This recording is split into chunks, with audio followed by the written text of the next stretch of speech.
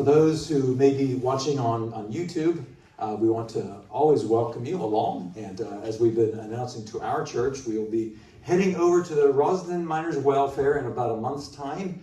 And we certainly would want to welcome you there anytime you would like to come, to be sort of in person as opposed to watching it on YouTube. But we're thankful for everyone that does watch this. We're going to be looking at Job chapter 6, certainly at the very least, hopefully getting into Job chapter 7 today, as we continue on our journey through Job and under all the various things that he gets into and the struggles and the battles. And I think the thing that strikes me, even the things that we've looked at so far, there's nothing that's new here, right? The things that Job struggles with are the very things that we battle with ourselves.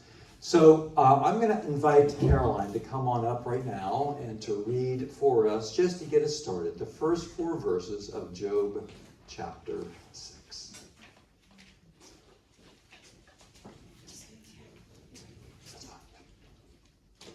Good morning. Okay, Job chapter 6 verses 1 to 4. Then Job answered and said, "Oh, that my grief were fully weighted, and my calamity laid with it on its scales. For then it would be heavier than the sand of the sea. Therefore my words have been rash. For the arrows of the Almighty are within me. My spirit drinks in their poison. The terrors of God are arrayed against me." This is the word of the Lord. Thank you, Caroline. God bless you. God bless you. Goodness. Even in those first 4 verses, pretty difficult stuff. It's been my experience that our physical and our spiritual or our psychological are very much interconnected. Have you noticed that? Anytime you feel physically down, almost always, at least in my experience, I feel spiritually down as well. If something's happened physically, then often I feel spiritually down as well. If I feel spiritually down, quite often my physical goes down the tubes as well. They're very, very much intertwined. We see this working out very much in Job. We have to be very careful. We have to be very careful not to feel guilty when you need to have time and energy for your own self-care. And this is a battle that I personally have been through for years. And sometimes, and I'll be honest with you, sometimes we can view it as thinking that we're being spiritual. That we're not taking time and that we're giving out to others all the time and this, that, and the other, and serving and doing and all this sort of thing. And ourselves are going right down the pan. But in actuality, is it possible there's a bit of pride in there? Possible. Maybe.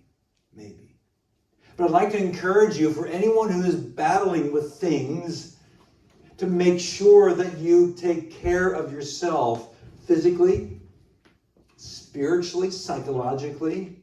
Because then, if you think about it, how could you be then a blessing to others if you are dragging through the mud, right? That's just a reality on who we are. Because when life comes at us, we often get into this self-talk mode. Talking to ourselves, maybe moaning about all this, that, and the other things that are happening to me, all the things, all my problems, and all this sort of the other. We may not tell others.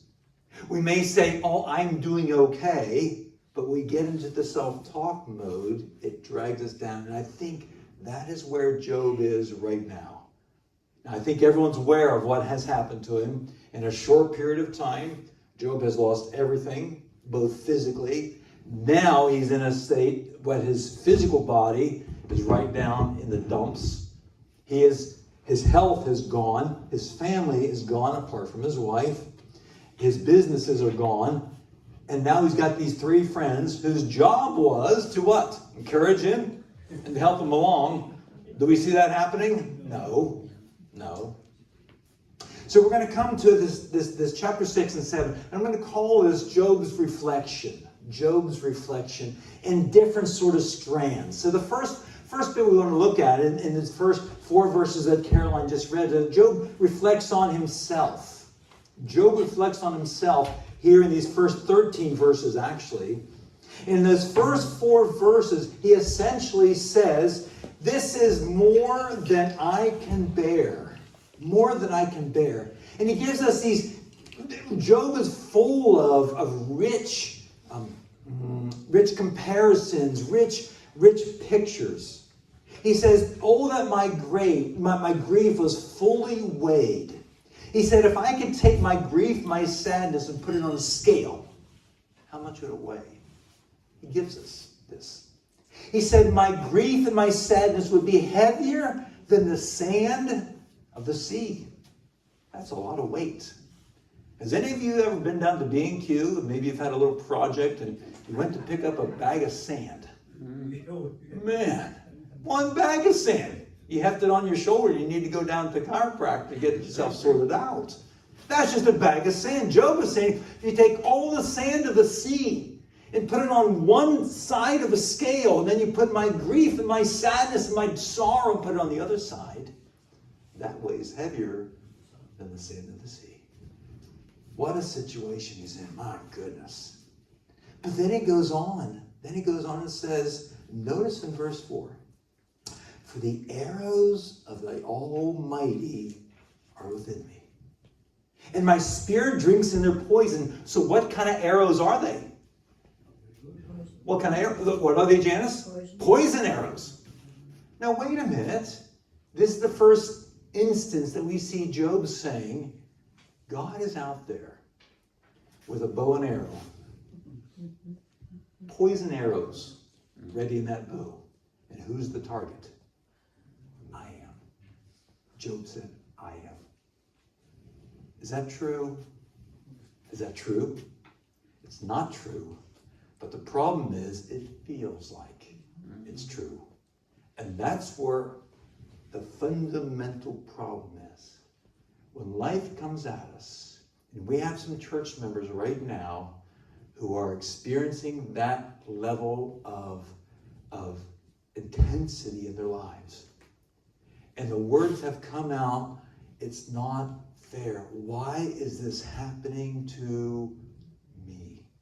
That's normal. But what we need to do, we need to get ourselves out of that kind of mindset of thinking and realize that just as in Job chapter 1 and 2, and God's love for Job has not changed. It's still true that God so loved the world, even though that didn't come until John chapter 3 in the New Testament. It was true that God loved Israel, God loved Job. That does not change from chapter 1 to chapter 2 up to chapter 6. That's not changed. But what has changed is how Job feels and the struggles and how he's interpreting those kind of things. So for all of our teenagers that are here, please listen. And I'm so chuffed. I'm so happy that we've got teenagers and young people here, because you have far more days ahead of you than are behind you. A lot of us, right? A lot of us, we have more days behind us than in front of us. Yeah? There we go. But there'll be a day when we'll be in heaven and there won't be any problems with knees anymore, right, Doreen? Praise the Lord for that. Praise God for that. So I'd like to encourage our young people and our young men and young ladies that I wish I could promise you a life without tragedy, a life without cancer, a life without problems within your family that you may have.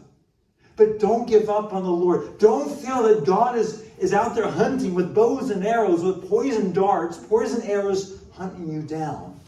It may feel like that, but it's not the case. But that's what Job said it feels like.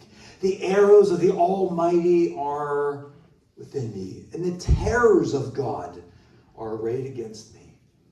Are those words that really describe our God? They're not. Yes, God brings judgment when needed, but we need to remember that Job had no idea about chapter 1 and 2.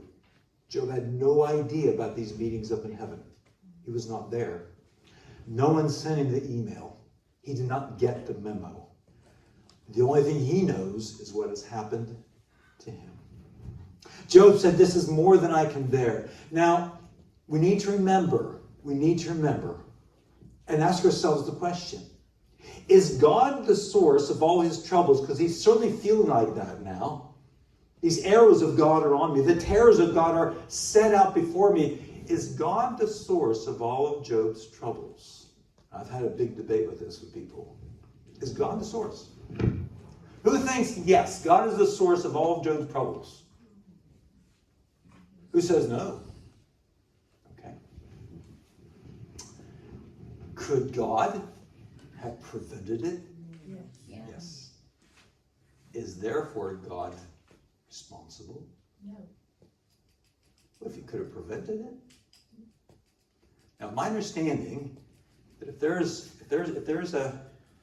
I'm in a situation in the traffic, an accident developing, and I could have prevented it. Now, I may be wrong on this. Maybe I have experts here that it's my understanding that if I could have prevented an accident, there is some level of responsibility onto me. Now, God is all powerful. Do we believe that God is all powerful?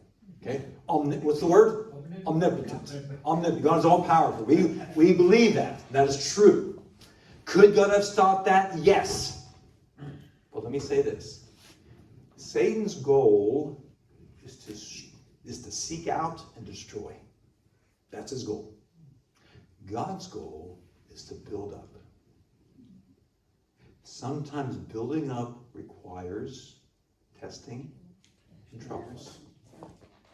So in a way, God could have prevented it, but God's goals are different than Satan's. Are we okay with that? God's goals. So for our young people here, for the challenges that you'll be facing, whether at college, whether at university, whether it's in marriage as they come, God's goal is always to build you up, to strengthen you. Satan's goals are to destroy you. Sometimes how it plays out looks the same. That's the trouble. That's the struggle. And that's where Job's at now. It feels like these arrows are here to destroy me. But God, we're going to find out as we move on, God is there to build him up. So I encourage people, when you're going through things, yes, take a look at yourself. As we look at Corinthians, right? Paul encourages the Corinthians to do a self-inventory. Am I right with the Lord? Is there anything that's going off in my life that I'm rebelling on? Am I doing some things that maybe God's trying to get my attention on as a loving Father? And if there's nothing, then you can be assured that God's brought this, allowed this to come into your life in order to make you strong. You say, Eric, but I don't like it. I know. But I'll tell you what, I've been through enough stuff, enough things, and I can tell you, it works. It works. It works.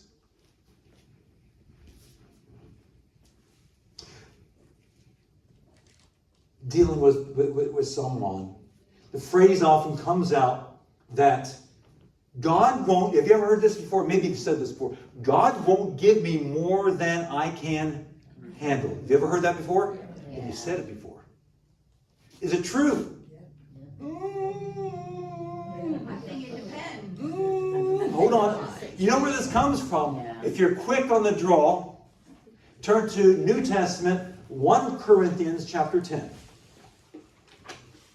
1 Corinthians chapter 10. I'll show you where this comes from.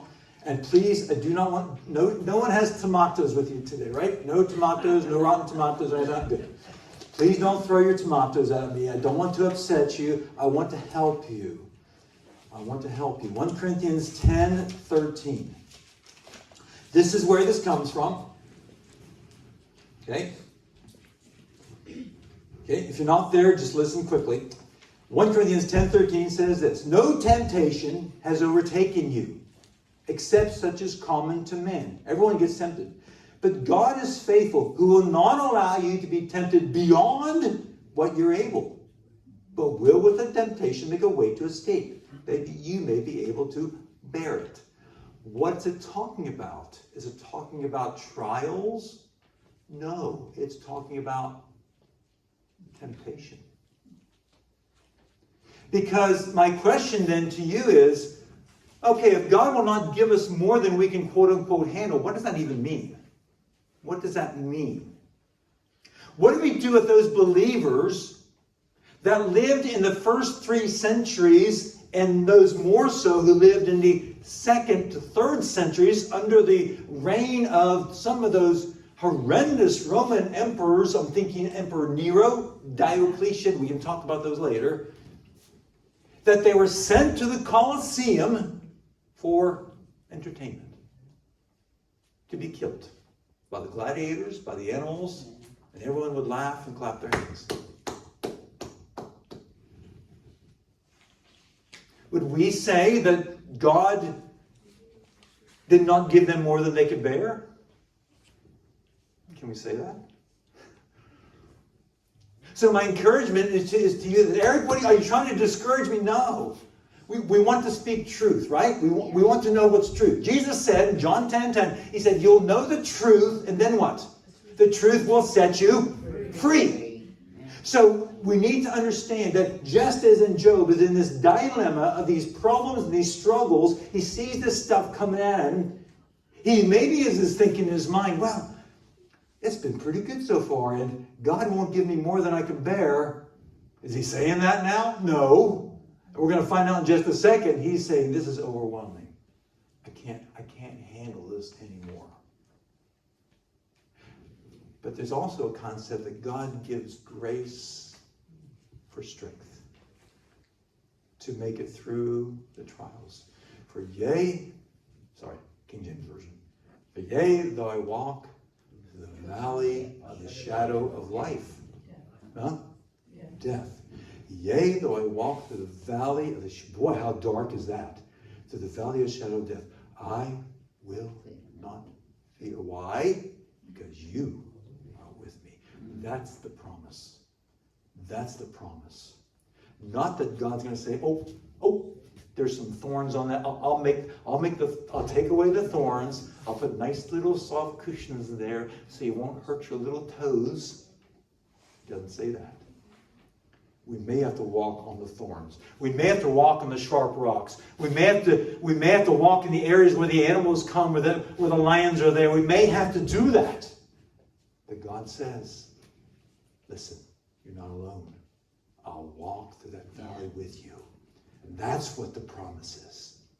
So please, and I know, and I battled over this because I've heard this 1,000 times, and I'm sure I've said it and thought it myself. But it's not that God will not give me more than I can bear. He says he won't give me more than any temptation that I can bear.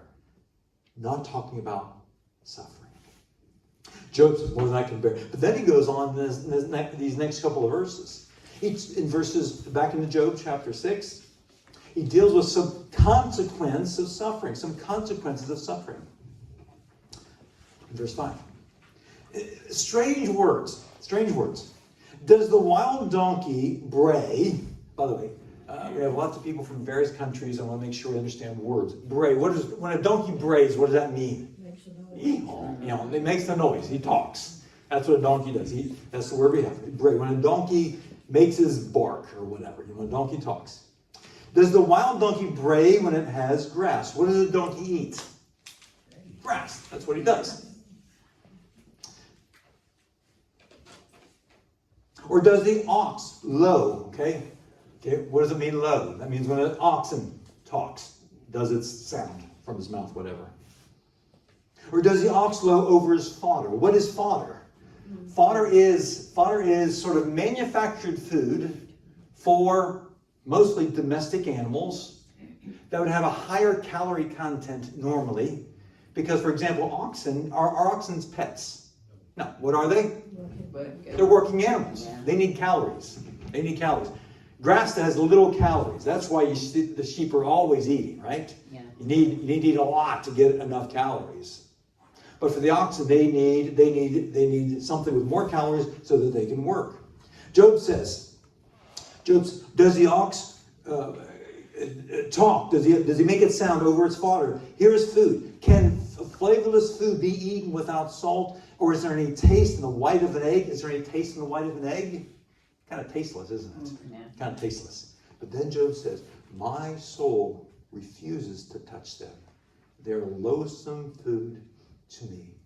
Job says, I can't stand food. Why?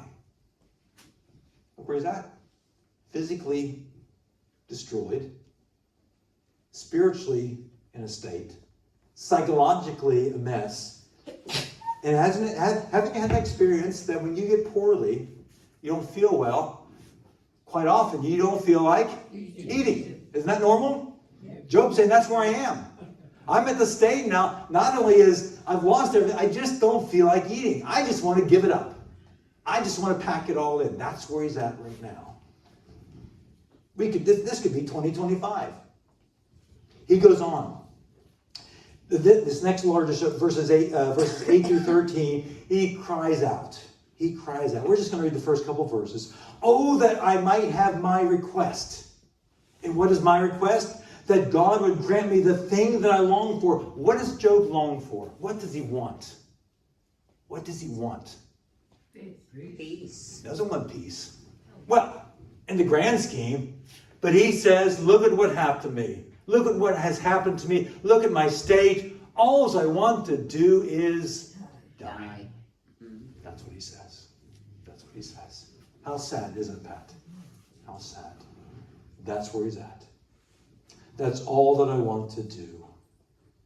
All that I have this request. That God would give me this thing. That God would be pleased to crush me.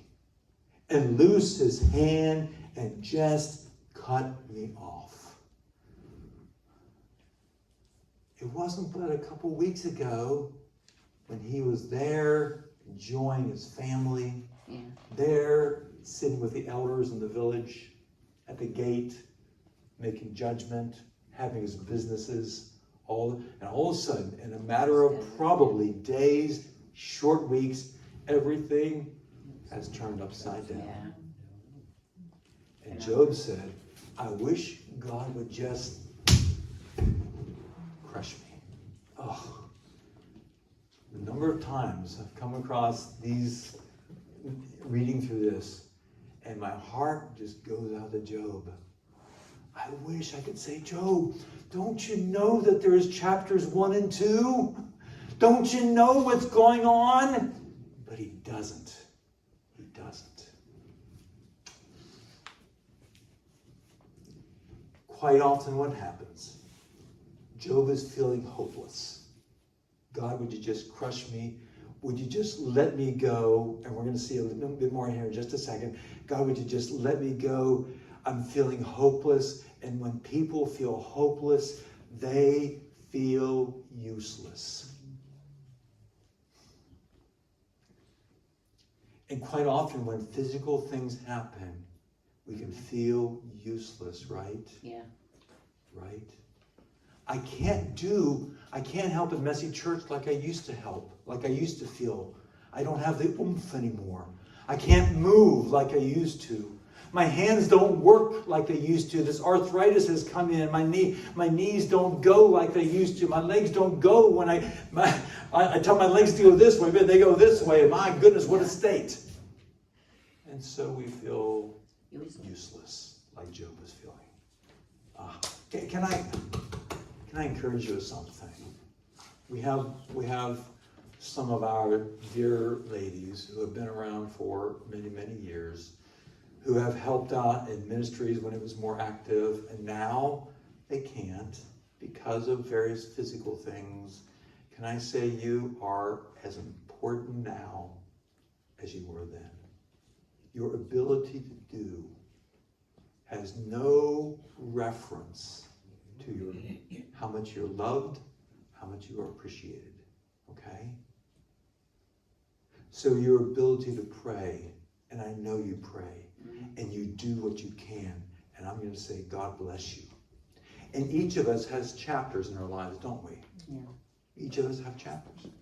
When you have young children, are you going to have the time and ability to do stuff in church? No, because your purpose right now is to maybe work and to take care of those little ones and to breathe, right? Right? Yeah. And when you're in college, I mean, there's all this work that's piled onto you. And so I'm saying, do what you can, but don't feel guilty. And God will raise people up with abilities and time and energy. And what we don't want to do, we've never done the arm up the back thing. Thou shalt do this. We don't do that. We just do what God enables us to do with the people. I would encourage you, if you do have time and ability and skills to be involved, do it. Because I have found what's really true is that as people get involved, they feel also part of things. And if you feel part of things, then you're connected, okay? And you feel more part of the church family. So it all works together, but be careful. Don't allow Satan to come up and, hey, you're not doing enough. You're not very important, you lot. Okay? Don't allow Satan to do that. But quite often, hopelessness does lead to feelings of uselessness.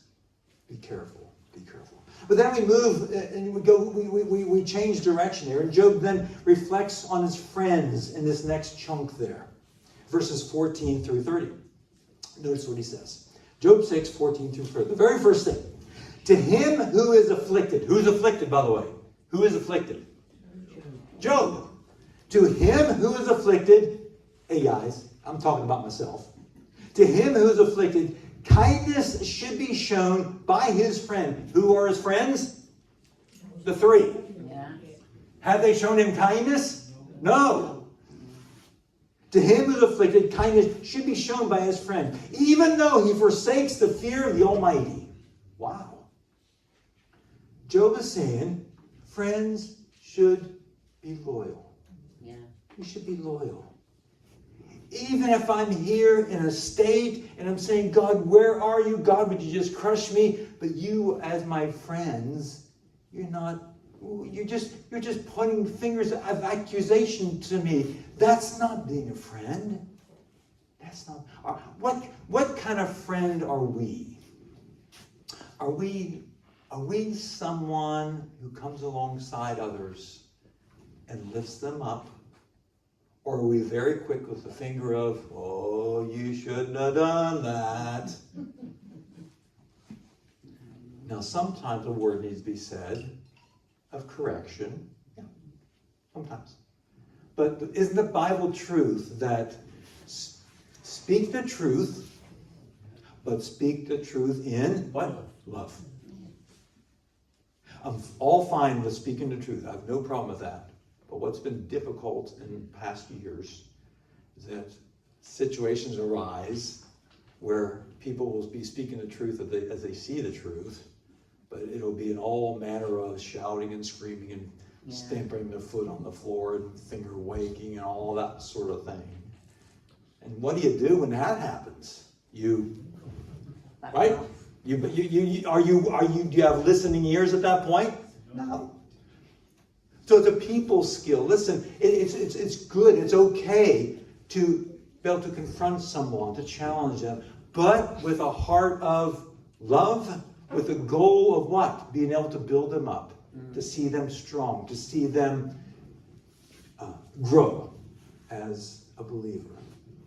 Job said, friends should be loyal. Friends should not do what you have done. And then he goes on, he says, you three have been deceitful to me. Look what you've done. He said, my brothers have dealt deceitfully like a brook. And he gives us in the next few verses some word pictures, some illustrations. He talks about a brook. And he talks about a stream. What should be in a stream? What should be in a water? He said, you three are like a stream that has no water. What good is a stream if it has no water? What good is a friend if you're not there to encourage me and help me when I'm down in the dumps. No gift. That's what Job's saying.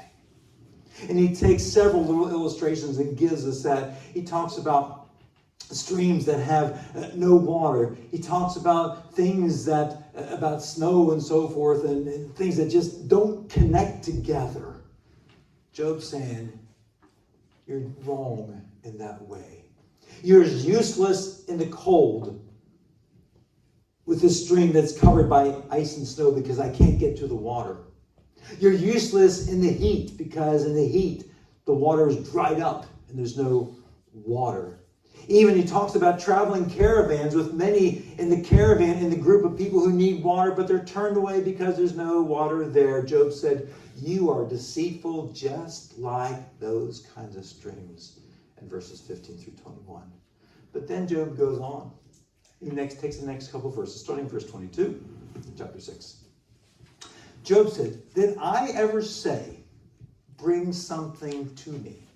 Or offer a bribe for me from, I'll explain this. Or offer a bribe for me from your wealth. Or did I ever say, deliver me from my enemy's hand? Or did I ever say, redeem me from the hand of my oppressors?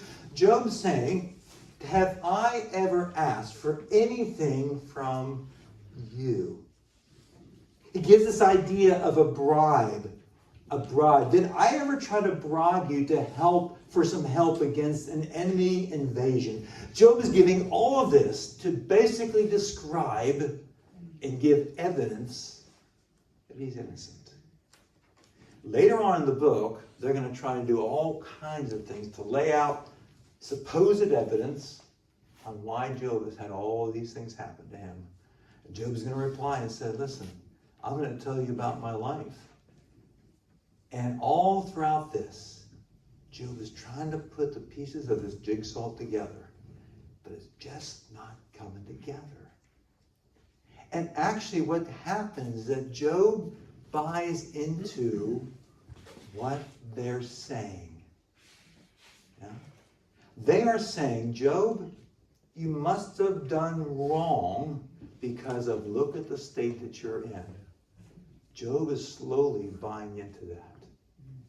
And that's why he's getting angry. That's why he's saying, God, will you just crush me? God, will you just leave me alone? I don't know what I've done. He's not done anything. No, he's a normal bloke. But we're not. Look at remember God's view of him? Blameless, upright, one who loves God and hates evil. Those 4 qualities. That was God's words. That was God's word. That's God's view of Job. He just doesn't realize it. And that's the problem. Then we're going to finish up with this last little section. Verse 24 through 30. Verse 24 through 30. Job says, listen, have I asked for anything? Then last of all, he said, I'm willing to be wrong. I'm willing to be wrong. In verse 24. He says, teach me and I'll hold my tongue. Cause me to understand where I have erred. Show me where I've gone wrong. How forceful are right words. Job said, will you just show me where I've gone wrong? I know honest words are painful. Are honest words painful sometimes? They are. They are. Honest words are painful sometimes. Job says, I know honest words are painful, but just be truthful with me. Don't come up with this made up stuff. Don't start wagging fingers against me with no evidence. Tell me where I'm wrong and I'll admit it. Job is saying. Proverbs 27:6. Job, Psalms, Proverbs. If you're quick with me. Job, Psalms, Proverbs. So after Psalms is Proverbs. Proverbs 27:6. And we're going to bring the plane into a landing now. Proverbs 27:6 says this. And this is so good. If you're there with me, it says this. Faithful are the wounds of a friend, but the kisses of an enemy are deceitful. Job, Solomon, the author says, faithful are the wounds of a friend. Is a wound a good thing? No. It can be.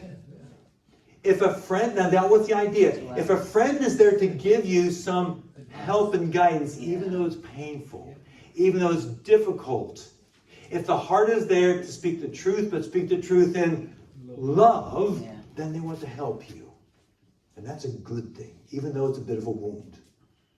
So listen, as we are together, please feel free to come to me and speak the truth. Eric, I'm not sure I agree with you on this bit. That's fine.